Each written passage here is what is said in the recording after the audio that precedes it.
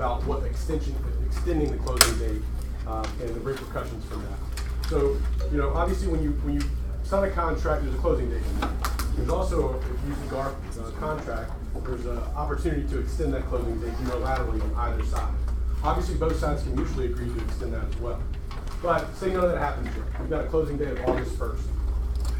Now, the way that a seller can default, and what default means is you don't perform your part of the contract, maybe the seller doesn't show up on August 1st. Or maybe they've got a tangled up title and they can't deliver a clean title on August 1st. Or what a lot of folks run into is maybe they were supposed to make a major fix to the property and they haven't gotten that done by August 1st.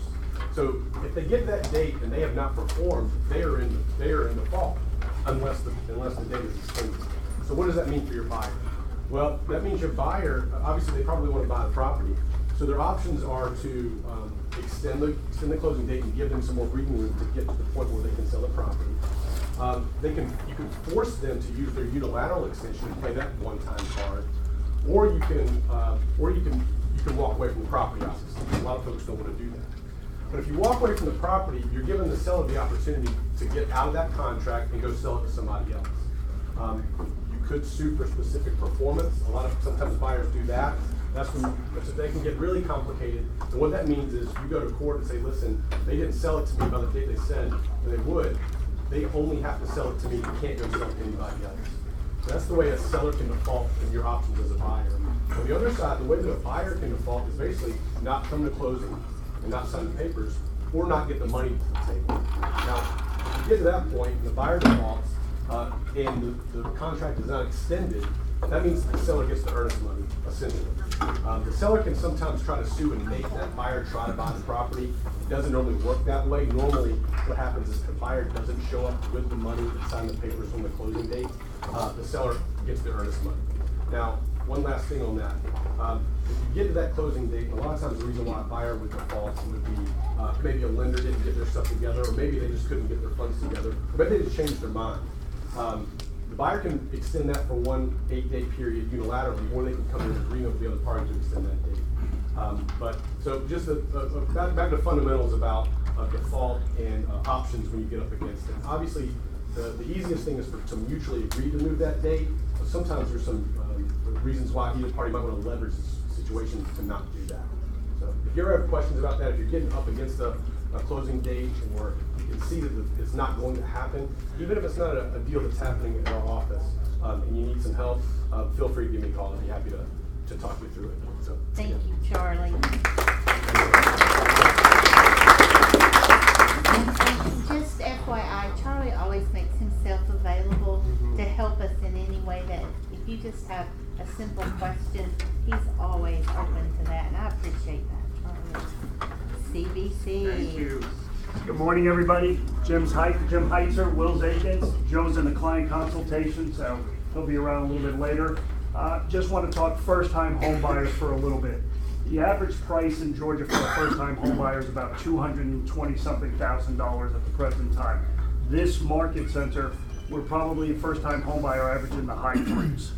Okay, with a lot topping $400,000, $500,000, $600,000 for first-time home buyers. The misconception before is that a first-time home buyer needed to have 10 to 20% down to buy a first-time home. If you've got good credit, you can do that with 3% down. Okay, and that would get you up to a $453,100 loan amount. On FHA, about $358,000. We're available if anybody needs. We've done a couple in the office already for first-time home buyer seminars. We'll have some brochures for your clients that we can specifically tailor to your team. So just let us know. And Will, you got anything to add? Or? No, we had a successful, I guess the only thing is, we had a successful first-time home buyer seminar this past week. It was great.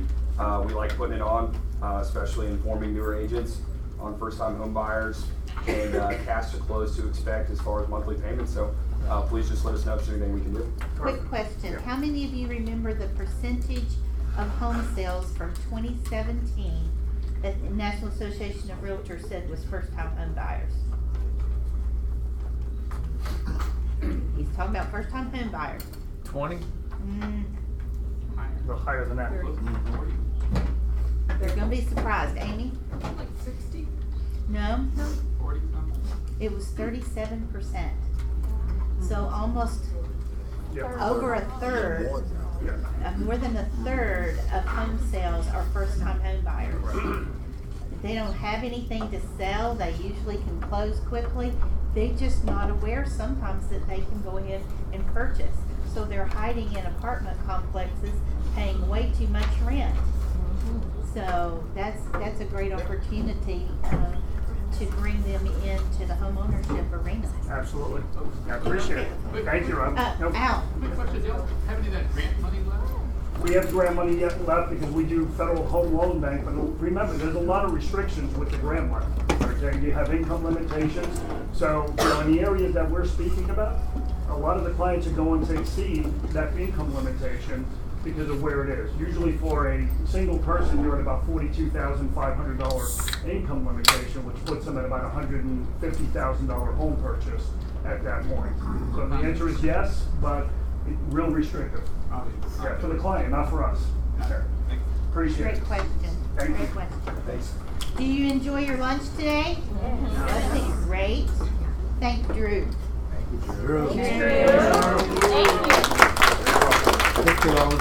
Okay, nice to see y'all again as always. I love cooking lunch for y'all, so as I do every office. I do cook all my own stuff just because I'd rather have y'all have a decent meal rather than the box lunch stuff that comes all the time. So now you remember who did it, so then you call me. So a little bit about my company. My agents or my guys that work for me are all licensed by the state of Louisiana, which gives us a step above all the other home inspection companies in the state of Georgia because there are no licensing requirements here. They are certified by ASHI, NACHI, or whatever testing they take online. We're actually governed by the state of Louisiana. And that's just my franchise rules.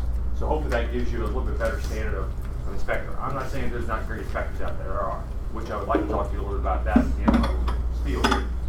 But some of the things that we do is we walk the buyers through at the end of our inspection. If they show up, if they're in town, we want them to come.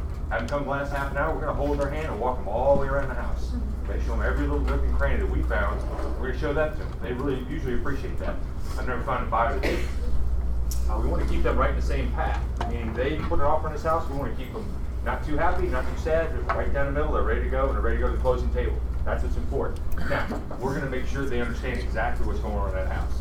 How we explain it to them is our artwork. If we don't use alarming words, we don't use road and highways, we don't use, oh my gosh, I can't believe that. You know, we keep them very happy and on the same straight and narrow path. Okay? So, we're also not the butcher of the buckhead. I don't give you 150-page reports. What's the name of that guy? What's that? What's the name of that guy? I don't know what his name is. I just know him as the butcher of buckhead. You're not him. I'm not him. I am not him. I am. Those of y'all that use me know my reports. They're very simple. They're very straightforward. They're very easy to read. Some people like a little more detail. Just let me know. If you want a little more detail, I can give you more detail. Okay? But I like to keep it as smooth as possible. I even fix things when I'm going to the house. If I can fix it, I fix it. Okay? If I put it on the report, I'd rather just fix it. Okay? It's just one less thing they have to read and go, oh my gosh, this house is, I don't know, I'm sure I can take it. So we want to make sure it's very easy for them. Okay? Other couple of points. We handle the entire state of Georgia. So I can go to Johns Creek, College Park, I can go to Latonia, I can go to Douglasville, I can go wherever you want. Doesn't matter. I go all over the place. Okay? As far as testing, we do all the standard testing. We do radon. We don't do mold testing. I'm a mold inspector. I'm going to call my lovely friend back there in the back of the room and let him come and test for it. Okay? I don't do that. I just let you know if it's in there.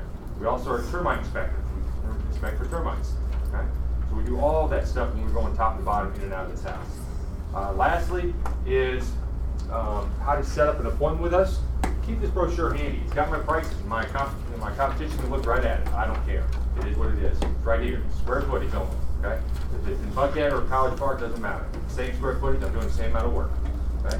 The rates are right here. Just have that handy. You can always give your buyer a quote right then and there. They know exactly what they're going to pay for. Okay? Also, this brochure's got a lot of handy stuff. There's a typo in there that I graduated from Alabama. That was a typo. It's supposed to be Georgia. Sorry about that. Lastly, unless you go to Alabama, then I'll talk to you later. Okay, lastly, I'd like to just one last little point is I'm always looking for great new inspectors. And I understand great inspectors are like babysitters. You don't ever want to let them go. I get it. I promise you, if you send me a good inspector, I will let him, he will be yours, no matter what. You call me and say, hey Drew, I got an inspection, I want Bob. Bob's yours. I'll take Bob off the schedule and give him back to you. Okay? So I just need some great inspectors is what I'm looking for. So we'll get them licensed by us, and they'll be on our team and basically changing the color of the shirt, and I can promise you I pay more. So they'll be happy to come over. All right, so any questions, anybody for me? Yes. Your brochure mentions computerized level survey. Yes, speed. we What do does that. refer to? What we do is it's a machine we put in the center of the house, and basically it's got a cord, so when we walk around 4 corners, we can drop it in there. It will tell us exactly how far each corner is off in the house, Okay. within a quarter of an inch. Okay? I generally only use that when it's something that looks like it needs to be done. If it doesn't need to be done, we generally don't do it, but if you need it, then we can do it. Okay? Just one of the added things we do. Okay? All right, well, thank you very much. I appreciate all your time. Enjoy your lunch.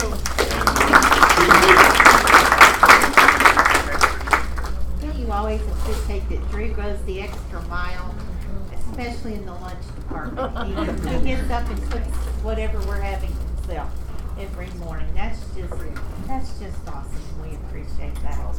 Jake, Well, you like the food and you like my inspection, I promise. There you go. There you go. He's always going the extra mile. Okay. Who can tell me how you can win the Porsche experience? Besides Dory. Okay, then I have some work to do. Has anyone ever driven in the Porsche experience? Was it fun? It was really fun. It was really fun. Anybody else besides you? You've driven it? I've never driven it, but I've ridden it, and it was way cool. It was so cool. How many would like to have the Porsche experience and at least have a ride around the track? Awesome. Well, I need your help, and I want to give away a Porsche experience. So, we're on a growth trajectory in our market center, and I need some experienced agents to join our team. So I want you to put your thinking cap on for just 1 second. And I want you to think about that agent in the last 2 years that you've done a transaction with, that you enjoyed doing business with. You got their name? Got their name in your head? They're an experienced agent. Great. If they're a great agent and we can help them improve their business, I'd like the opportunity to talk to them on your behalf. I'm on a mission to help build your wealth. And I do not apologize for that. Because I don't want you at the end of your time in real estate to say, this last commission check is the last check I ever get. I want you to have a heritage and that you can pass on forever, and something that you can live on. And I'm so tickled, and I'm going to put her on the spot because she's here, and I can. Jennifer's here. I want to tell you a little story. Jennifer's profit share last year was what? $240,000. $240,000. And you go, I can't do that. Yes, you can. Jennifer's profit share in 2007 or 8, I can't remember which year it is, was $57,000. Do you see how rapidly it jumped? Gary Keller, someone asked him if she could make $2 million in profit share, and he said, yes, you can, but the greatest profit share earner has probably not joined our company yet.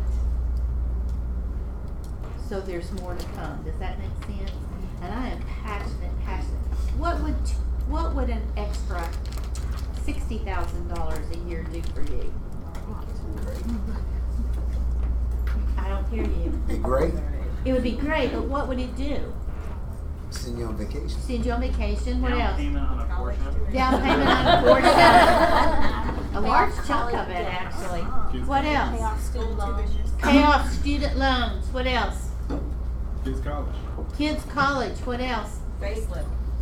Face. Love it. What else? Although with a face like yours, honey, you look pretty darn good. I'm not sure you need one of those. What else would you do with an extra $60,000? Vacation home. A vacation home. That's what I did. Anything else you'd like to do? Weekend trip to Vegas. Weekend trip. I like the way he spends. I want to go with him.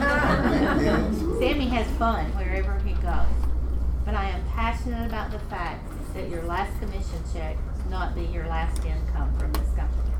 So, to entice you to work on that, I'm going to be diligent about asking you for that. If you give me a name of a new agent, and that means you've already talked to them, and they are waiting my call, and they're expecting You get your name in the drawing one time. If you give me someone who's done at least $500,000 in volume over the past 12 months, you get your name in the drawing 3 times, right? And is somebody like that going to get you profit share quicker? Yeah. If you bring me a mega that's done at least $6 million and they've already agreed to talk to me and they're expecting my call, you get your name in the drawing 5 times. Okay? And we're going to give away a Porsche experience and lunch at the facility down there. And the cool thing about that's cool. But the coolest thing about it is Jim. Tell us who's going to drive us around and teach us. We've got one of our bankers at CBC who's one of the coaches down at Porsche. He's a Formula motorcycle racer also. Was Michael Jordan's team captain for his race team for 7 years. So he works down there and he'll be coaching you that day. Won't that be fun? Yeah. So not only will we get to drive the car, we get to drive it with a motorcycle racer. I like fast And one cars. of the top Porsche coaches down there. And one of the top Porsche coaches, so I like fast cars. I like fast lots of things.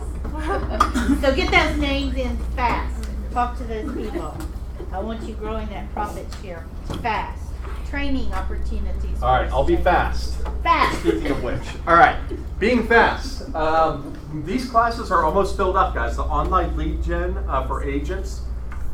There's still an opportunity where if you choose to bring an agent with you who is outside our world, speaking about that Porsche driving experience, one of the best ways to introduce them to our world is by bringing them to one of our amazing classes.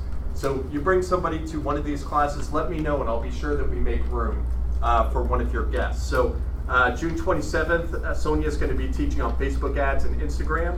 On July 11th, 2 weeks later, she's going to come back and teach us about Google AdWords, how that's going Now, to be important. Sonia teaches in Fortune 500 companies.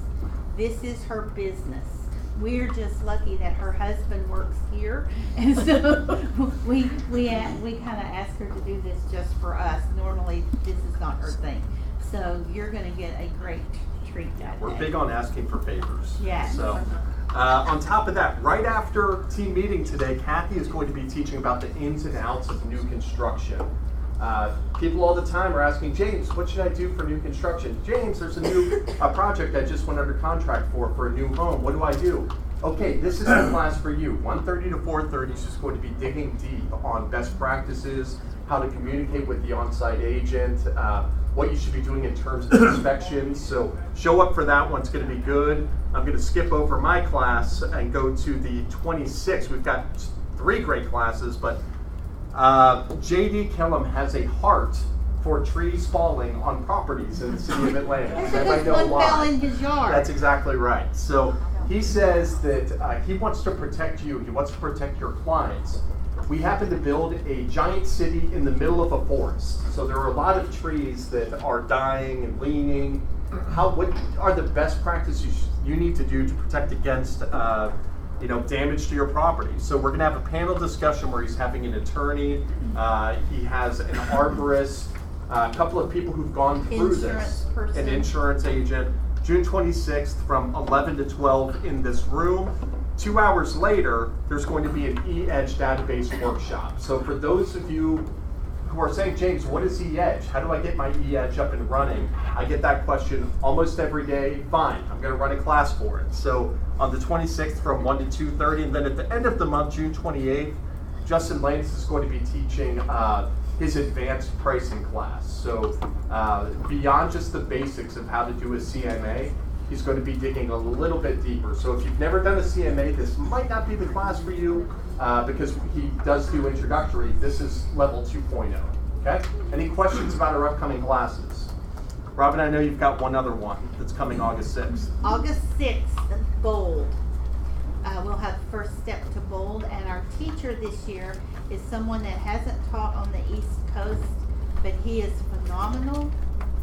I had him years ago for a different class, and I think you will really, really, really benefit from this rare opportunity to have Scott Toombs as your Bold coach. If you don't know Scott, he is a powerful Bold coach. And been a MAPS coach for years. So I think you will really, really enjoy Scott Toombs, March the 6th. Are Are you ready to learn about the Beltline? Yeah. Yeah. We said we would be ready right at 5 minutes till. So there's Steve. Welcome, Steve, from the back of the room.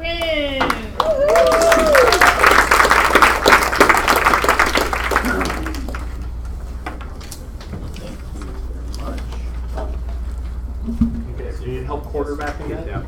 You want this on the main screen? Hey, good afternoon, everybody, or good morning. How's it going? Great. Thank you for taking the time to come and listen to me. What do we have, about 45 minutes left?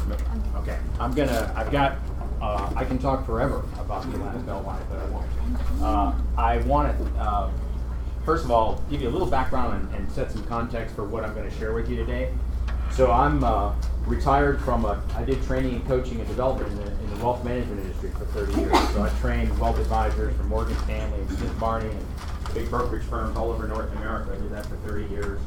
So I knew I was going to retire in the last couple of years, so I decided to start something new because I didn't want to retire. And that something new was a social club called Urban Explorers of Atlanta. It's a social club that's morphed into a tour company. And I moved from Vinings to Reynoldstown. You know, you get the culture shock there. So, I mean, real Vinings. And so I love living in town. And I was oblivious to the Atlanta Beltline because when I was doing my training and development, I was on the road full time. I didn't know anything about the Atlanta Beltline. I couldn't have told you where Cabbagetown was in the park, any of those neighborhoods. But when I saw the Beltline, the East Side Trail, which is around 2013, right after it opened, I was blown away by it. I mean, I sort of got it right away. And before I got home that night, I had gone on the website and volunteered to become a Beltline volunteer. So for the first 2 years, I would sit at a booth and answer questions about the Beltline at all the art festivals and things like that, which is a great way to learn something. I mean, literally just hundreds of questions. A couple years after that, they got drift that I could talk and give tours and all that. And I got hired as an outside contractor for the Atlanta Beltline to do the Beltline bus tour. It's a 3-hour. Has anybody done the 3-hour? Okay, good, awesome. Okay, so I was one of 6 people in the city that did that tour, and of course, I learned even more about the Atlanta Beltline. So I run this group called Urban Explorers of Atlanta, and in the last 4 years, I have led about 300 walking tours all around the Beltline, inside, outside, all the neighborhoods. There's 45 Beltline neighborhoods. So I've got a number of members and people that have been on my tours that are in the real estate business. They reached out to the team leaders of some of these offices. So I've been speaking at the Keller Williams offices for the last few months. So that's kind of how I got here. So what I'm going to share with you today, there's an outline that's actually for a 2-hour presentation, but I'm going to zero in and just give you guys the good stuff. What I'd like to share, what I'm hoping to share with you today, is something that you can take out of here, some insights that's going to differentiate you from your competition and allow you to add value to your client relationships. Because you guys do very similar to what my clients did, the wealth advisors. You're in the relationship business. The transaction's a little bit different when you're managing somebody's money as opposed to working with buyers and sellers. But it's a relationship business. It's extremely competitive. I don't need to tell you that. It's a very, very fast market. You need to have all the edge, the competitive edge that you can garner. So I'm going to hope to share with you some information, things that I've learned about the Beltline that I think will be helpful. So the Atlanta, let's start with, just kind of the basic definition of the Atlanta Beltline. I know a lot of you have been on the Beltline, know a little bit about it, but when I ask you what is the Beltline, or if a client was going to ask you what is a Beltline, give me some answers. There's no right or wrong answer. Just curious to know what you guys, how you answer that question. Anybody? 22-mile walking loop around Atlanta. Okay, that's a good start. 22-mile walking loop of Atlanta. That's one thing. What else? It's more than that. It's our river. Say again? Our river. A river? Like Chicago, everything's on the river. Ah, okay. It's kind of I often refer to the Atlanta Beltline as the waterfront property of Atlanta. It's become very, very valuable, increasing by the minute, as you probably know. Anything else? What else is it to you? It's a mix of multi-purpose trails and transit trails that put together 45 neighborhoods. Connectivity, yes. So when I did the training to become a tour guide, which was about 6 months to do that bus tour, it's 3 hours nonstop. You're riding backwards in the bus, and you have to know exactly where the bus turns. you need to know before he turns what to say as you're turning the corners. It's pretty intense. So when the Beltline trained us how to answer that question, this is the slide they used. If you ever go to any of the Beltline meetings, which I highly recommend, and I'm this is for people that are interested in the Beltline and the properties around the Beltline. If you're not doing business down there, then this is all kind of moot to you. But if you're interested, there's a couple things you can do to really get up to speed and get that edge, what I call the knowledge edge. You want to build a knowledge gap between yourself and your competition. And one of the ways you do it is by dialing in to what the Beltline does. The Beltline does lots of free meetings and updates all over the city. They do 4 quarterly meetings that I think if you're even halfway serious about the Beltline, you should be at those meetings. And I'll tell you right now, there are very, very few realtors at those meetings. It's mostly developers, builders, really interested homeowners that have property along the Beltline, a lot of urban planners, architects, things like that. Very, very few realtors, ironically, show up to those meetings. But that's how you get sort of the latest information. But this is what they show. So if you go to your handout, on page 2, the back of that first page there, I've got some blanks there. Why don't you write those in? As you probably know, when you write something down, it kind of burns it into your brain a little bit better to stick with you. But the way the Beltline defines the project, it's 22 miles of transit. How many of you know that the Beltline started out as a mass transit project? Okay, I met a lot of people on my tours, and 300 tours. I've taken thousands of people on these tours. I've had people that have moved from Johns Creek to Virginia Highlands, bought a house 2 blocks off the Beltline, and when I told them there was going to be transit, they were shocked. They said, we didn't know there was going to be transit. What do you mean there's going to be transit? This one woman actually got upset and started coming to meetings and sort of complaining against the Beltline. Like, nobody told me there was going to be, can you imagine? So somebody didn't do their due diligence, right? 46 miles of streetscapes, that's improvements on the streets. 33 miles of the multi-use trails. The reason there's 33 miles of trails is because there's spur trails all around. 1,300 acres of green space, that's a fancy word for parks. There's 1,100 acres of what they call remediation, brownfield remediation. The railroad, the ground underneath the railroad tracks is usually pretty contaminated. They have to remove that. So you can see that this is sort of the big magic number. It's a big gap, 10 to 20 billion. That's a big gap, but that's what they're projecting as the total economic development that's going to come as a result of the Atlanta Beltline. And this has been the big surprise on the upside. When Ryan Gravel, anybody recognize that name? The Georgia Tech student who came up with the idea. In 1999, he published his master's thesis at Georgia Tech. He was an urban planner, had to do his master's thesis. He was a local boy. He grew up right up here in Chamblee, Georgia, and he knew about the railroad tracks. He was kind of a railroad geek, and he didn't realize it until he started looking at the aerials and he started looking at the infrastructure that was in the Atlanta area. And what he found was roughly 22 miles of mostly abandoned railroad tracks that encircle the city. Like I say, mostly abandoned. I'm going to give you a little history on that I think is very insightful for you, that something like a story that you can share with your clients. So anyway, he saw that. If anybody knew about traffic, Gravel knew about the traffic. One of his famous sayings, or his favorite sayings, is where you grow up shapes your worldview. Does it not? Yeah. And he said, I grew up near Spaghetti Junction. My worldview was Spaghetti Junction. He goes, walking wasn't even part of our reality as kids.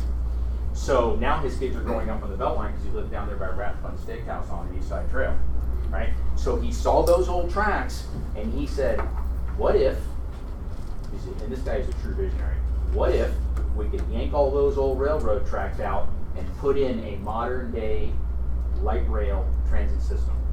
That was his idea. The walking trails, the arboretum, the artwork, all the stuff that we know today about the Beltline came later. He says they bolted those ideas onto my idea. And by 2005, that was 1999 by the way, when he published his master's thesis. It wasn't until 2005 that Mayor Shirley Franklin signed off and the city council adopted, here's the punchline, the Atlanta Beltline redevelopment plan. That's how I answer the question, what is the Atlanta Beltline? When someone says, Steve, what's the Atlanta Beltline? I say it is one of the largest economic redevelopment plans in the world. That's what the city signed off on. Okay, now this is kind of getting into a little bit of the real estate geeky insight, but it's really, really important to understand this. And when I share, this is how I start my tours. And I pull out my Beltline map, which you can buy for $15. People love it. This big green circle. I know some of you can't see the whole thing. That's the 22 miles. But I think setting context for people in any setting is crucial, right? Because it helps even in sales, right? So when I do a tour, and like I'm going to tell you right now, I set the context for why is there a Beltline? Why are property values exploding all around the Beltline, even in places where there's not going to be a trail for another 5 to 7 years? What could explain why property values in Westview and West End have tripled in the last 18 months? Tripled in the last 18 months. I've spent the last 35 years on Wall Street. I have never seen a market where there's this amount of supply and demand imbalance. You are operating, I'm going to tell you this right now, in a once-in-a-lifetime market. I promise you that. And here's the good news. It's going to last about another 30 or 40 years. Wow. And I've got data from the city that I'm going to share with you that I think will prove it for you. So there's never been an opportunity like this. I wrote a piece called The Perfect Storm, which if we have time I'll share. I outlined 10 what I call structural, long-term drivers that are driving this market. And demographics is certainly one of them, but there's something about Atlanta, which I'm going to share with you in a minute, so sort of toward the end, that I think is really special. And so this Beltline is part of it. A lot of people blame the Beltline for gentrification, for prices rising up. What I tell people is the prices would be exploding with or without the Beltline, in my opinion, and I'm talking about the Beltline neighborhoods. Okay, so what can explain that those prices have exploded and are still rapidly rising, where you get 10 and 15 offers in the first 48 hours and all that stuff? All right, here's what happened. So what a lot of people don't know is that those old railroad tracks that were built around the city, anybody know when they were built? It takes a while. Early 1930s. Early. The first one, which was the East Side Trail, was started in the late 1890s. We're talking 125 years ago. The last one was built around 1910. So all of them are over 100 years old. And when I say all of them, there were 4 railroad companies that built these railroad tracks around the turn of the last century, right? It just so happens, like, they each got kind of a corner of the city. Because they were competing railroad companies, they didn't make them to connect. There's actually 4 gaps around because they were different railroad companies.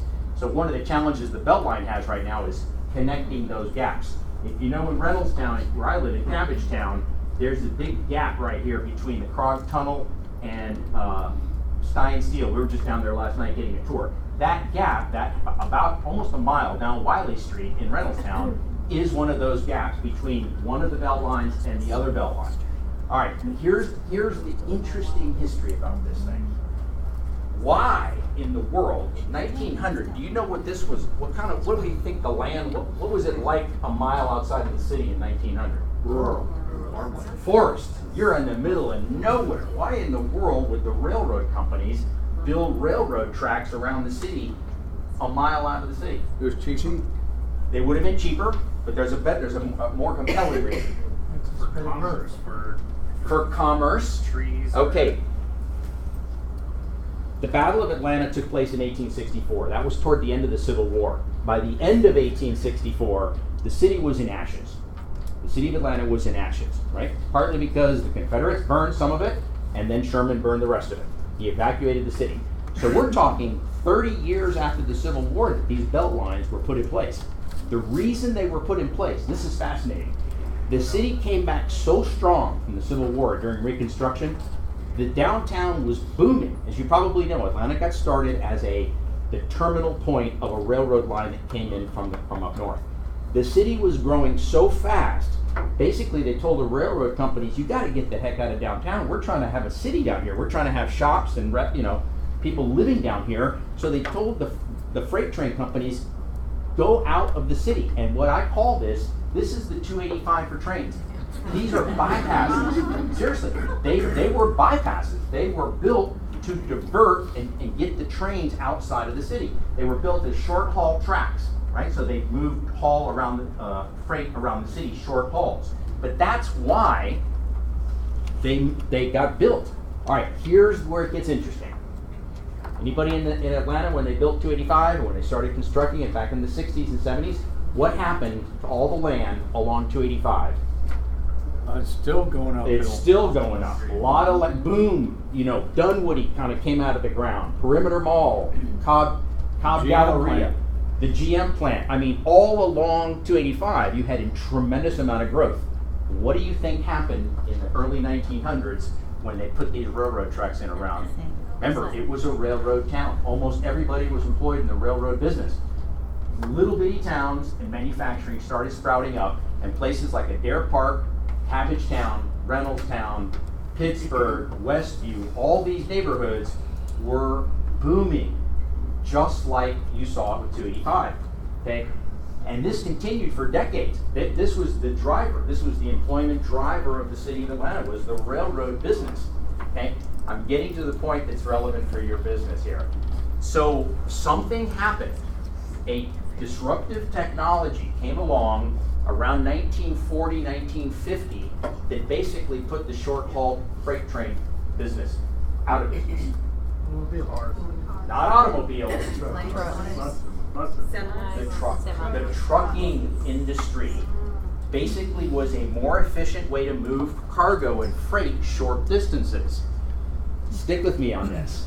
By 1950, they basically stole all the short haul business away from the railroad companies, and by 1950, 1960, those belt lines were shut down.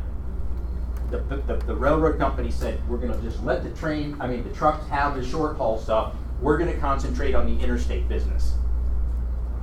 What do you think happened to all the cities and manufacturing? If you just completely pull out the infrastructure, just stop running the trains, what happens to all those communities? It's called disinvestment. It's like this. It's like a vacuum cleaner sucking the capital out of these neighborhoods.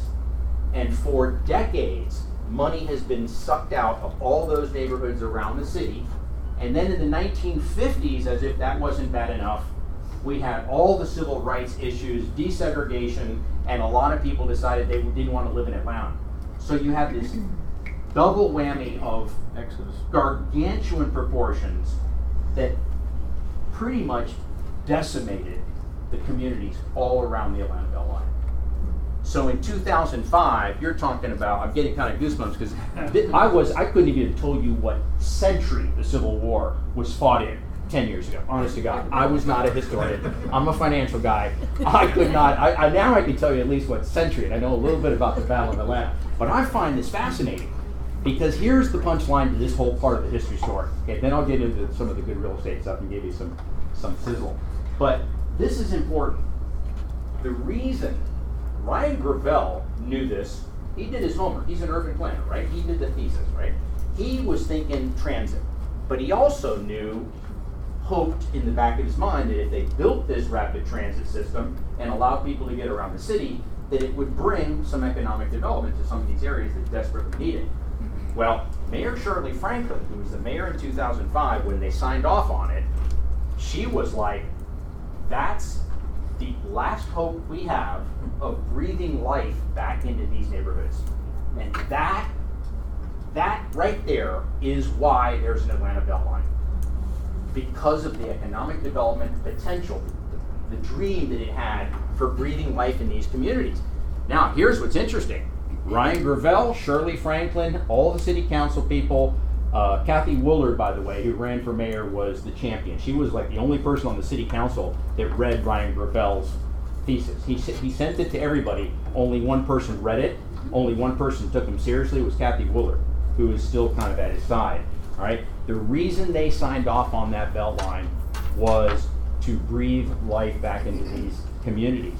And what turns out, this has been 10 to 50 times more successful than they ever dreamed.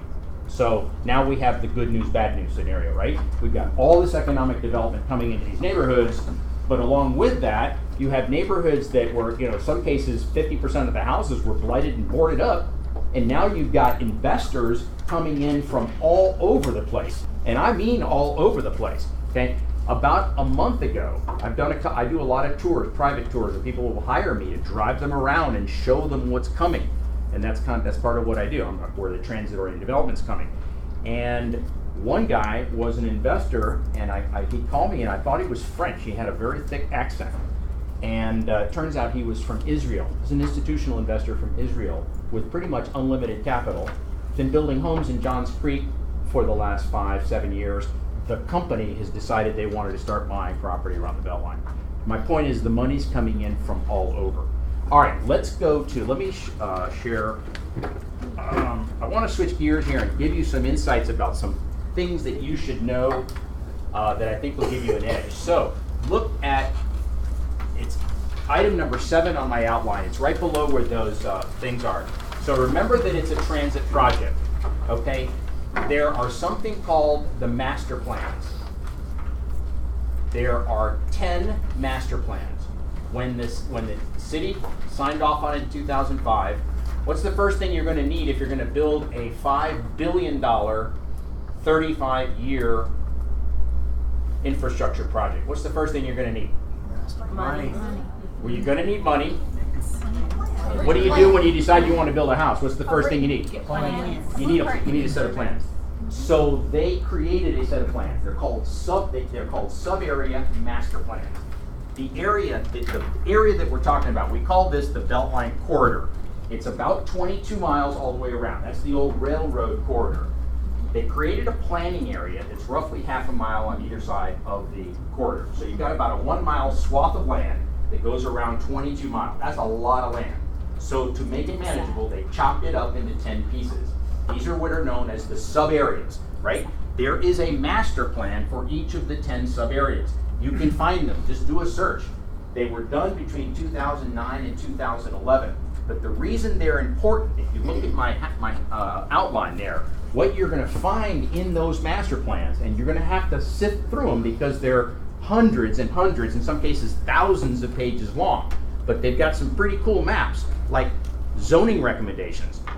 They actually get down to the parcel level in the master plan. In other words, what you will find is the recommended land use, mobility, circulation, park space, transit, trail alignment for every parcel of land in the planning area. That's right in your wheelhouse.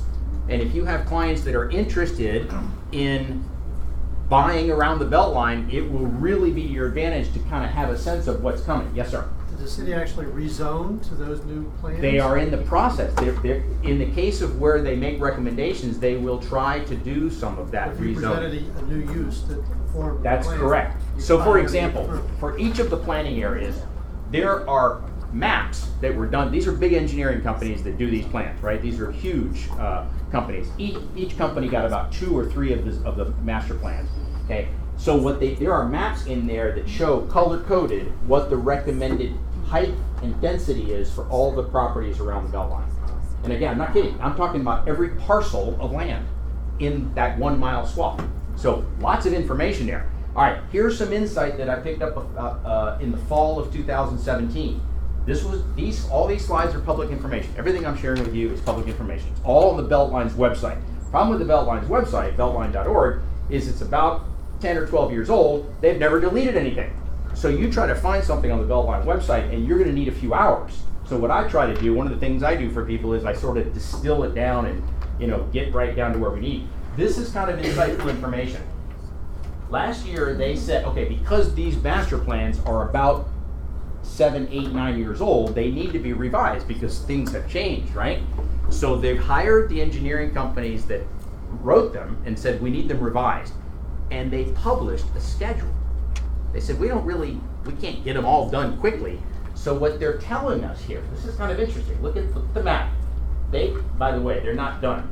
These are almost done, so you can push each of these years back. What they were saying is by the end of 2017, they wanted sub-area 2, 3, and 10 done, the revisions. 2 and 3 is the new South Side Trail. I don't know if you heard, about 2 months ago, they announced the acquisition of this 4 mile stretch from Glenwood Park all the way to University Avenue in Adair Park. That was the missing link between the east and the west side. So they are saying we need 2 and 3, and 10 is the piece over there just north of the new West Side Trail. That's Washington Park, still south of the Bellwood Quarry. That's sub-area 9. That's the new West Side Reservoir Park. Okay. Then what they were saying is next year we need sub-areas 1, 8, and 9. Again, look at the map. 1, 8, and 9. 1 is where the West Side Trail is. That's already done. They opened that in September of last year. Then in 2019 they needed 5, 7, and 4. And in 2020, anybody know where sub-area 6 is? It's right. We're on the level with it where we are right now. That is Lindbergh. That's the That's basically everything from north of Piedmont Park all the way up to Lindbergh Station. And the reason that's the last one is because that's going to be the trickiest piece of the entire Beltline because of Ardmore Yard and the connectivity. There was another gap where the two come together at the top up there was another gap. But it is a key connection area because one of the things, I didn't mention this at the beginning, one of the reasons they think Gravel's idea was such a genius idea, see this, I don't know if you guys can see it, see the green line that goes around, that's the 22-mile Beltline corridor. That's going to be the new transit system. And if you can see them, that these 2 yellow lines right here are the MARTA lines, right? We don't have time to talk about why MARTA is 20 years behind the times. But we could. But his point was, if you take a new transit system and you connect it and allow people to transfer from the new transit system onto the MARTA system, all of a sudden the big giant T, i.e. the MARTA system, becomes a lot more useful, doesn't it? That was what they said. Having known Atlanta, knowing that MARTA, and that's really the goal. So there's some talk about when the Beltline rail is going to get. There will also be a couple of crosstown. We're talking what they call light rail, LRT, light rail transit, which basically, you see this pink thing in the middle right here? This is the Atlanta streetcar. This is this 2-mile loop that's in the Atlanta streetcar. That vehicle, it's a light rail vehicle. It doesn't look light, it's not light, but that's what they call it compared to heavy rail, which is MARTA. That is what's going to be running around the Beltline. This is going to be a mass transit system that's going to move a lot of people around the city, but allow people to transfer from one to the other. So look up the master plans, because I think you'll find a lot of interest. By the way, there is an update meeting coming up on sub-areas 9 and 10. They've been working on them. There's a public meeting coming up. I can't remember the exact date, but it's like, I think it's next week. If you, again, just tune in, go to beltline.org and go to upcoming meetings. They do a lot of them, so you have to pick and choose what's relevant for you. But just go to one and see what kind of information you get out of there. I think you'll be pleasantly surprised. It'll give you some edge. Did you have a question up here? Can we have a copy of that? This is public information. I will send somebody, I'll send Dory the links to all this. Okay. I got these right off of the Beltline website. Okay. So anyway, let me just take a real quick time check here. It's 22 after. All right. So you got the sub areas here. I told you what's in them. Beltline trends. Okay, I'm sure you hear and see some of these things, but as I walk around, what I'm seeing, I'm down at the bottom of that page 2, development trends.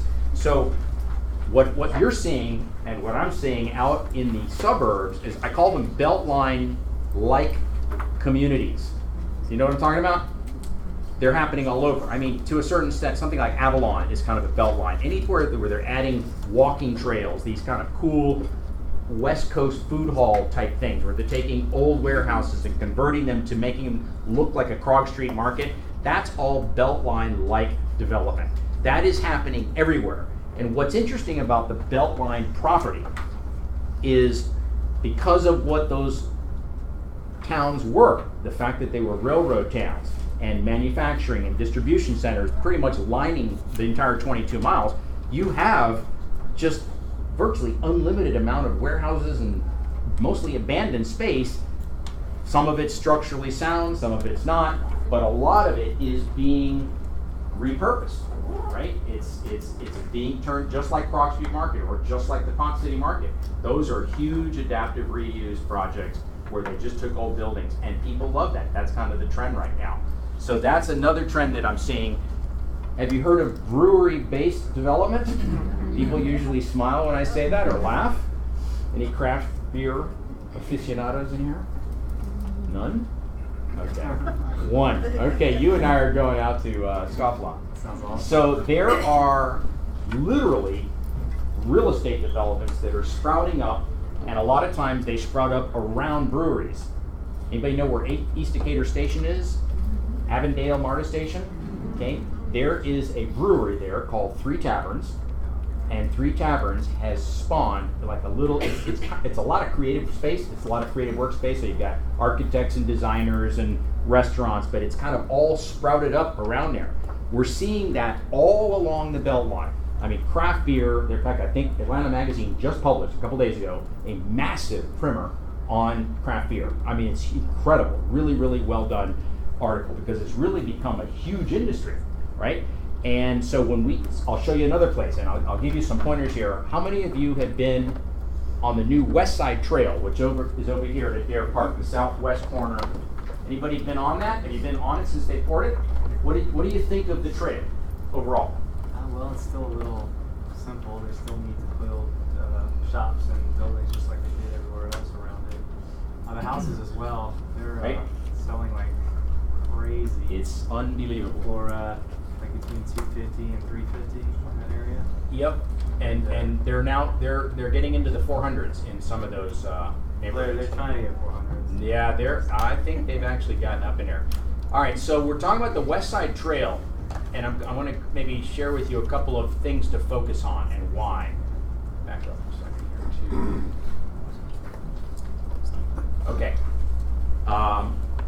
This is that 1 mile swath that goes all the way around. We're talking about this area right in here. I don't know if you can see it on the map. There's this dark green area. That's a 3 mile trail. It's called the West Side Trail. It's the only thing on the west side that is comparable to the East Side Trail, which is over here. That West Side Trail starts at University Avenue in a little community called Pittsburgh, which is one of the oldest communities in the city, by the way. It dates back to, I think, 1887 as a railroad town. And that trail winds its way all the way up to Washington Park, which is a neighborhood and a city park. Okay, it's almost 3 miles long. What's interesting about the West Side Trail, it's very different than the East Side Trail for the reasons you were talking about. Very few restaurants, very few amenities, because these are the areas, these are the neighborhoods that really, really got slammed for the last 40 or 50 years. So there's not even many people living there. The demographics are very different. You don't have the restaurants, you don't have the nightlife, you don't have all the things that we have on the East Side yet. But little by little, they are coming. And I wasn't kidding about the breweries. The big announcement came about a year ago. Monday Night Brewing, anybody know about Monday Night?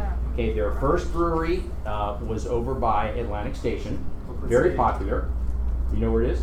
Oh, absolutely. Okay, good, making good beers. They actually started making beer on their Bible study night, which was Monday nights. A couple of guys in the garage. I am not kidding. It's one of the largest craft breweries in Georgia. They opened it back in September, a second brewery that's about 3 times the size of the first one, and it is right, literally, you can jump off the deck and land on the West Side Trail. It's right here. Yeah. I don't know if you can see it. The first mile of the West Side Trail is a fascinating piece of beltline that they call Warehouse Row. And it is literally that. It's warehouses on both sides. The railroad tracks run right through the middle. It's exactly what you'd expect to see on railroad tracks. Warehouse after warehouse after warehouse, right? With loading docks facing the back of the railroad track. You know, back in the old days, nobody would think about living or orienting a building toward the railroad track. It was the opposite. And so what's happening there, Monday Night Brewing decided to put what they call the Monday Night Garage right there at the foot of this new development called Lee and White. Lee plus White. That's the name of the streets that it's on. You haven't checked into that on a Saturday, just for some frame of reference, drive over to Monday Night Brewing. They open up usually 12 or 1 o'clock in the afternoon on a Saturday. Just go in that building, have a beer or a glass of water, and sit on that back porch and just take it in. Because that's how you see the future of what's going to happen. It's in its infancy over there, and as you say, the price of real estate's doubled and tripled, tripled and quadrupled in the last 3 years. Okay, and it's just beginning over there. Okay, that piece is done. The next piece, I'm focusing my tour. I was doing tours on the West Side Trail 3 and 4 years ago because I knew the West Side Trail was going to open. So the tours I'm doing today are the South Side Trail and what I call the Proctor Creek Corridor. Let me tell you about those two developments because if you're not aware, you should. You know, especially for investors, but we're talking about neighborhoods that are going to be transformed. We're not going to recognize them in 5 years, okay? And you know, the sad thing is we're not the only ones that have figured this out, right? So there's lots and lots of investors going into these areas. So the South Side Trail is a 4-mile stretch that starts at Glenwood Park. You know where that neighborhood is? Right there just south of I-20. And that's a new development. That's the guy from Mindspring, Charles Brewer, that built Glenwood Park. Fortunately, he started it before the crunch, but he had enough money where he was able to hold on. And now that neighborhood has come back in a vengeance. There's a new Fuqua development that opened up about a year ago that's got a huge super Kroger. They got a bar in Kroger, the Crow Bar in Arizona. And it's a huge development. That Southside Trail starts right there on Glenwood Avenue, and it goes all the way around the bottom over to where the West Side Trail begins. The reason that's important is that was the missing link between the East Side Trail and the West Side Trail. And when I say acquired, it may or may not be obvious to you. Okay, the railroad companies owned all this land. To build the Beltline, Atlanta Beltline Incorporated, which is a quasi-governmental agency, it's kind of a dotted line to the city of Atlanta, has to buy the land from the railroad company first. It took them 5 years to negotiate this deal. That's why this thing's not moving faster than people think. Okay, so here's what's happening with the South Side Trail right now. They actually, they closed on the deal about 2 months ago. CSX has, by contract, 6 months to get all the railroad tracks out of there. That iron and that steel is worth a lot of money. So they're going to take all that out, most of it's salvaged, and they have 6 months to do that. I was with one of the project managers last night on the East Side Trail, and she said, the way she described it, she goes, when CSX goes in and takes out their tracks, she goes, it's a very violent event. And she goes, we don't know what the corridor is going to look like when we take possession of it. But she actually, I had to laugh. I could see that. I mean, they literally go in there and they're just ripping out these tracks. Here's something fascinating if you like history or archaeological type stuff. The railroad companies, you know, the tracks that are there now are not 100 years old. But what they do, a lot of times, they would take and put ballast. If they had to replace the tracks, like as the gauge of the railroads changed over the years, they would just pour ballast over the old tracks and put a new set of tracks. So when they take the tracks out, they usually find other sets of tracks. It's literally like an archaeological dig. So the big concern though is that when they pull the railroad ties out, because they're soaked in creosote, that's part of the environmental contamination, right? When you look at, I can show you pictures of the East Side Trail when it was under construction. They dig down 15 to 20 feet deep. They excavate down below. And the reason is they have to remove the contaminated soil. And then they have to go in and put in all the infrastructure. They're conduits. I forgot what they call them. She had a name for them. Like these, you've probably seen them when they build roads. They're big blocks of concrete that have like 6 of the tubes going through.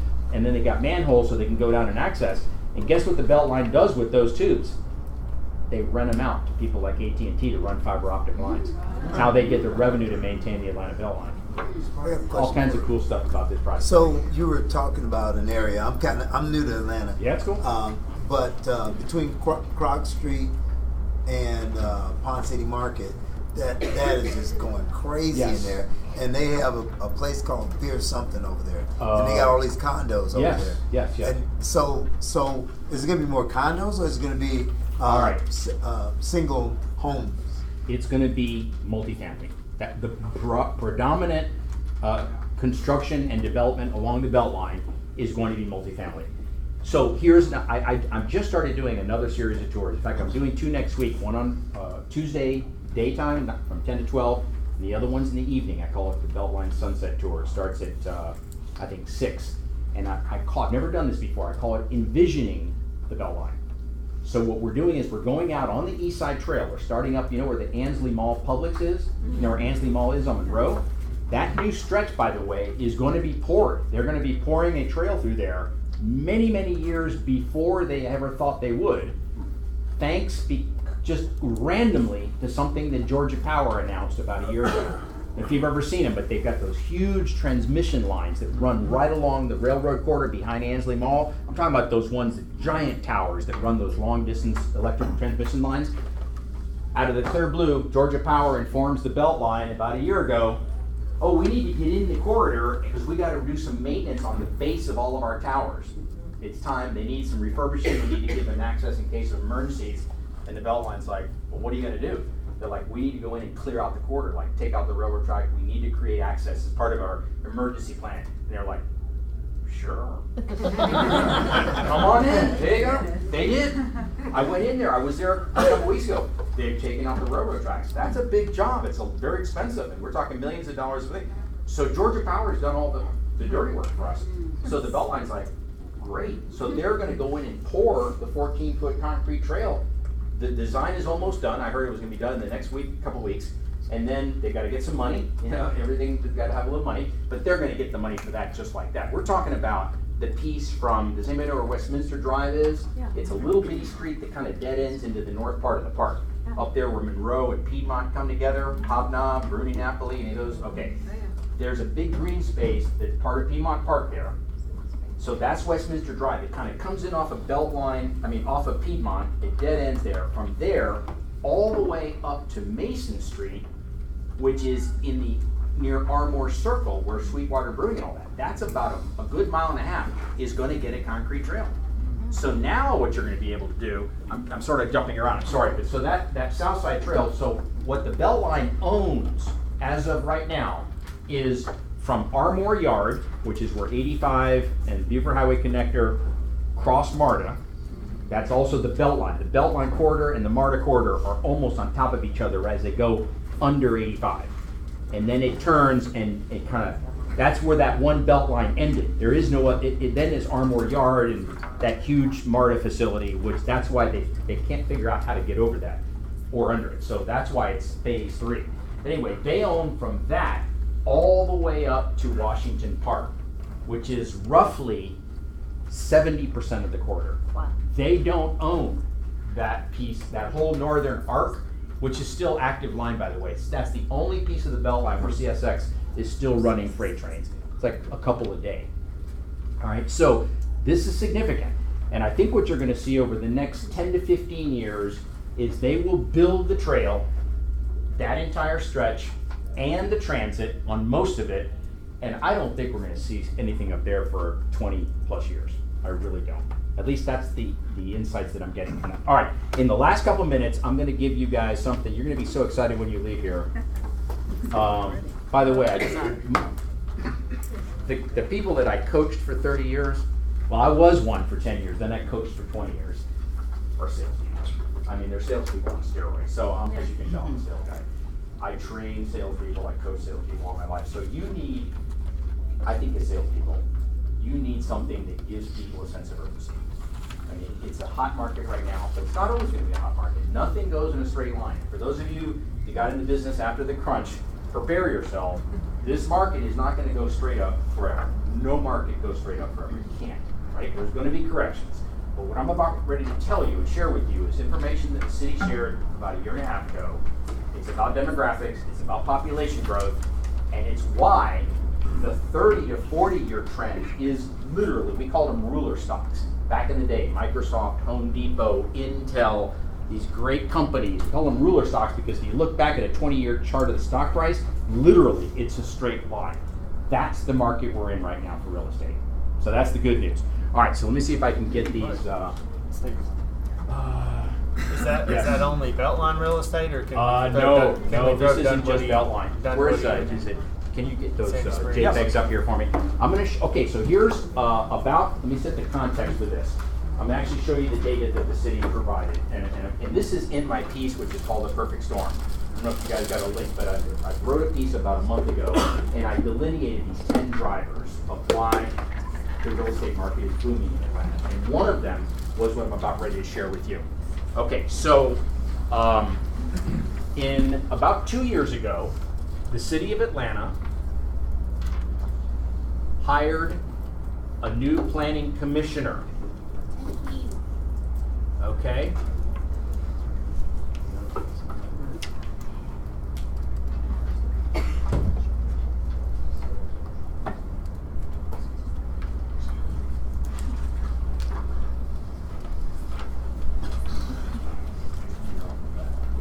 His name is Tim Keane. Here we go. Tim Keane, Keane, really sharp guy. Came from Charleston, South Carolina, and he was brought in, and Kasim Reed, the mayor at the time, brought him in for one purpose, which was to help the city of Atlanta's planning department get its act together and start doing some planning, because they weren't. I'm talking about long-range planning. And so this guy was known for his long-range planning skills, and the first thing he did was hire a consultant. This is when I said, this guy's going to be good for Atlanta. Guess who the consultant was? Ryan Gravel. See, literally, Ryan had left his company and had started his own firm, and he hired Brian, the guy that came up with the idea of the Beltline in 1999, and said, I want you to take the lead on putting together the plan, the growth plan for the city. We know it's going to grow. You need to help me put a plan together that's going to help us get there. That plan was just published about 6 months ago. It's called Atlanta City Design. It's really more of a framework for growth. It doesn't get into specifics, but it's basically goals and aspirations. Look it up. It's an ebook. It's called Atlanta City Design. And Ryan Gravel and Tim Keane. The first thing that the two of them did before they started writing the plan was they hired a guy named Dr. Arthur Nelson. Write that down, because I'm going to give you one bit of homework, and it's to watch Arthur Nelson's video that he did with Ryan Gravel and Tim Keane. It's an hour and 15 minutes. You're going to need a glass of wine, maybe a bottle of wine. It's dry, but what's in there, I'm going to share some slides with you. I promise you, will change the trajectory of your career. This is going to give you some ammunition that I think is it's on YouTube. It's the only place you can find it. So Arthur, and the title of the video of his presentation is, How Big Can Atlanta Get? That's it. So just do search for How Big Can Atlanta Get on YouTube. Bingo, Arthur Nelson. He's kind of funny. He was one of Gravel's professors at Georgia Tech, and now he's teaching out at the University of Arizona. So, it's all. But anyway, here's the punchline. So what he's saying, they hired him. They said, we need to know what we're planning for. How many people are going to be living here in 2050? They call it the big number. The answer is 1.3 million. Okay, that is the number that Dr. Nelson came up with, and he said that's conservative. He said there'll be at least that many people living here in 2050. Now, let's set the context. We're talking about the city limits, the city of Atlanta. Does anybody know what the city limits population is today? Under 500? It's under 500,000. It's about 490,000, give or take, right? So what they're saying is, what Dr. Nelson says is, you can expect another 800,000 people to move into the city of Atlanta by 2050. And he's saying that's a conservative number. Okay, but here's what's startling about Dr. Nelson's presentation. One of the things that I thought was really interesting was, he goes, don't pay attention to population numbers. He goes, what I look at, now this guy's he's a demographer, but he's also a real estate analyst. That's why they hired him. And he said, individuals don't buy homes, don't buy dwelling units, households do. He said, so keep an eye on the household number, forget about population, keep a number on households. And he showed this chart, which is fascinating. Remember I said that people were fleeing Atlanta and every other major city for the last 40 years? In 1970, the population of the city of Atlanta was 495,000. When Dr. Nelson did his study, the last number he had, from 1970 to 2015, the city still shrunk. We weren't even back to 1970. We're still not back up to, as of today, we're not back to 1970 population. But look what's happened to households during this period of time. This is the number to keep an eye on, and this is the number that's growing, and this is one of the reasons that the real estate market is the demand for these homes is so great. All right, but it gets better. You have to watch the presentation to get into the calculation that he did for this, but he uses a study that's put out by the National Association of Realtors. It's a survey that they do that talks about where people want to live if they have the choice. And after just a couple of data points, basically what he determined was that the metro region of Atlanta, anybody know the number, the population number? It's a little over 6 million, right?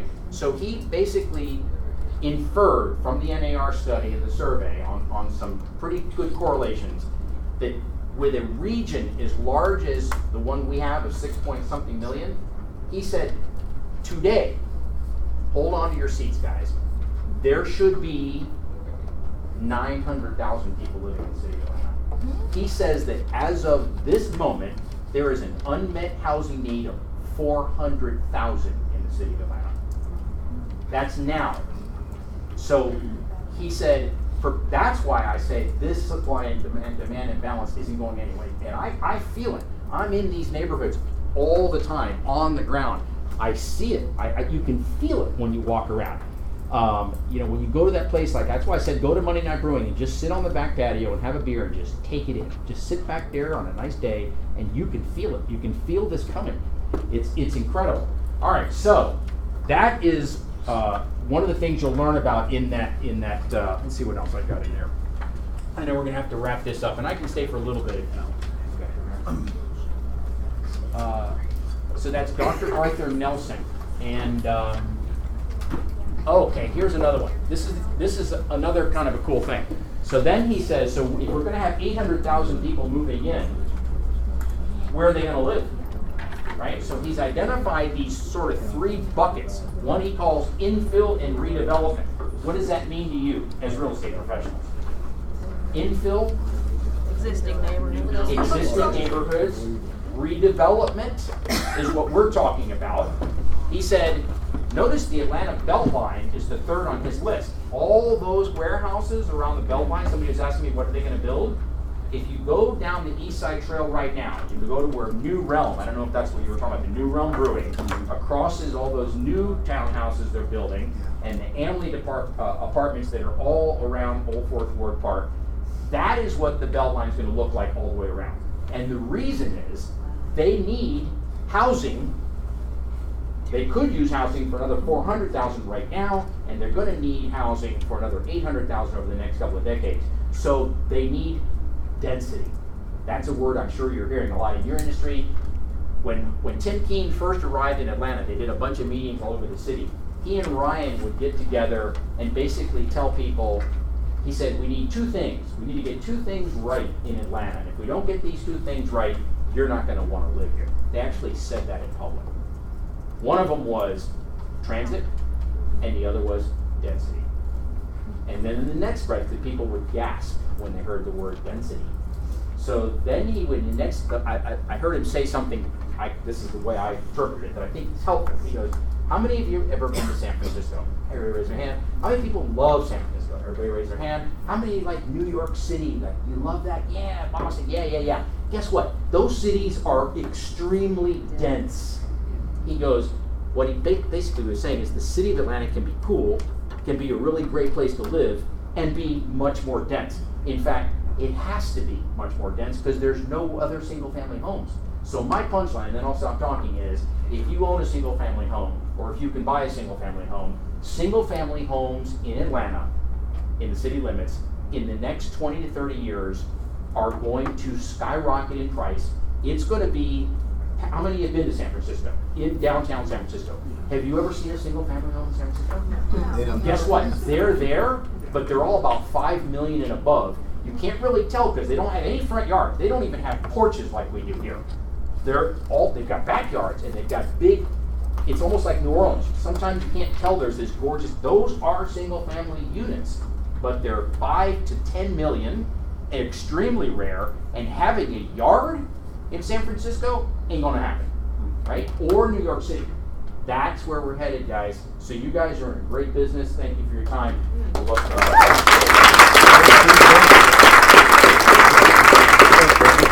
yeah, we're kind of out of time here, so do you want to do some Q&A or? Yeah. Okay, shoot. Anybody? Yes, sir. I got to tell you, great presentation, and it's a post comment to that. I sell land. Ah, good. And it's so ironic that I just stumbled into this meeting and saw you were speaking and heard about it. We're getting ready to go under contract up in, I think, Section 8 of this grid map we have, on about 30 acres on an old warehouse site where we're going to tear it down and we're going to do about 320 townhomes, probably between 650 and 800 houses. Where, how far, are you outside of the Beltline? I'll just say that we can throw a rock and hit the new party park. Beautiful. by the way, I told you there were 2 areas I was focusing on right now. I kind of got off track. One was that South Side Trail. And by the way, it's already blown up. I mean, we're talking Peoplestown, Chosewood Park, Pittsburgh, Capitol View, all those neighborhoods down there. They're already, but even Peoplestown. Peoplestown is, I've seen it go from, I call it the transition percentage, so how much of it's transitioned. When I first started doing these tours about 4 years ago, Peoplestown was around 10 to 20% transition. Right now, it's pushing 50%. Every home is just flying off the shelf in Peoplestown, and people are redeveloping. You know, just like everywhere, it's any degree of development. The other area that I'm focusing on is what I call the Proctor Creek corridor. If you don't know, you've got to look at this. This is huge. There's only one place out, well, I mean, if you go out Choco Hills, kind of out this way, there's still somewhat, but you know, all those modern, what do they call them, the mid-century modern, those things are all getting real pricey. The only place you're going to find somewhat reasonably priced housing stock is in the northwest corner of Atlanta. And it's basically from the Bankhead Station all the way out to 285. If you don't know about the West Side Reservoir Park, write that down. It's a 300-acre parcel of land. It's an old granite quarry called Bellwood Quarry. It's right on the Beltline in that northwest corner. That is the Bankhead MARTA station is right there. Just do a little research. Look up Proctor Creek Greenway. That's the big project. That's why I'm so excited about it. There is a greenway. I'm talking about trails and parks and stuff like that. They are going to go from the Bankhead station. There's a beautiful city park there called Maddox Park. It's been there since the 1920s, right across the street from the Bankhead station. That greenway is going to go from there all the way out to the Chattahoochee River. That's 7 miles. That is going to be the catalyst for transformation all the way out there. They just opened the first 3 miles of the trail about a month ago, maybe 2 months ago now. And so the development along there, you're talking about Grove Park is one of the neighborhoods that's already out there. But you just go for a drive. Just get in the car and go for a drive out there. I've got a bunch of tour maps that I've created on Google Maps that you can look at. I just did a bike. In fact, if you're a biker, all through there. I just did 20 miles. I'm sorry, on Google. I created an app called My Maps, which is a Google app. But I have to share the link. If you have to have a specific link to get to them. I'll share those with Dory as well. Thank you. So, any other questions? You said a bike ride? Sorry. You were talking about a bike ride. Bike ride, 24th. If you're a strong bike rider, come with me on the 24th. It's about a 20-mile ride. We will start at the Bankhead Station. We're going to go all the way out to the Chattahoochee, down Riverview Drive, and all the way back, probably, but going through the neighborhoods. And I was there a couple days ago. My quads are still sore. I got into Carver Hills. I literally had to get off my bike. There are hills in Carver Hills that are 45 degree angles. Wow. I couldn't make it up. I'm 62 years old. I can't keep up like I used to, but at least I can still get around. Yes? Where do they project for people, like, where are the people who can't afford $1 million? Good point. Or even $500,000, right? Yeah. Yes. Okay, so here, I tell you, I know where they're going to move, and I saw it. They're going to go out, further out. That's the short answer, right? And it's not a flippant answer. That is what's happened in every city since the dawn of man. I'm not kidding. Suburbs. Further and further out, because the land becomes so valuable, right? So, they are desperately trying to figure out a way to provide housing for people that can't afford those housing, some type of housing. It might be rental housing closer in. And there's lots of really compelling reasons to do that. Not the least of which is that people have to get to work. We don't want them driving an hour. It's the right thing to do. The city design plan, by the way, that Gravel and Keene put together, their #1 goal is equitable development. These two guys are bound and determined to make sure that those who want to live in town can do so. Now, that is a whole other conversation, folks. We're talking about affordable housing, we're talking about zoning, we're talking about policy, tax law changes. Everybody in the city of Atlanta is trying to crack the code on that right now, including the city. So I mean, it's a huge issue. I think there's going to be something happening, you know, but here's what I look at. And again, maybe being on Wall Street for 30 years has maybe jaded me, but if you have 800,000 new people moving into Atlanta over the next 20 to 30 to 40 years, these are people that are going to work for NCR, State Farm, Amazon. They're all making $100,000 to $200,000 a year. There's no housing. They're going to buy the houses. The houses are going to go up in value. There's nothing you can do about it. I mean, I struggled through economics, but I do remember that one thing. You know? I do remember that basic Econ 101, that chart that went like that, right? Any other questions? Did you say Amazon? I did say Amazon. If I was a betting man, I would say we're not going to get Amazon. But if we do, it's because they're going to go in the Gulf. That would be my prediction. Which, by the way, if you haven't been to South Downtown, go check it out. All right. See you next time, you guys. Thanks for coming. Good job, man.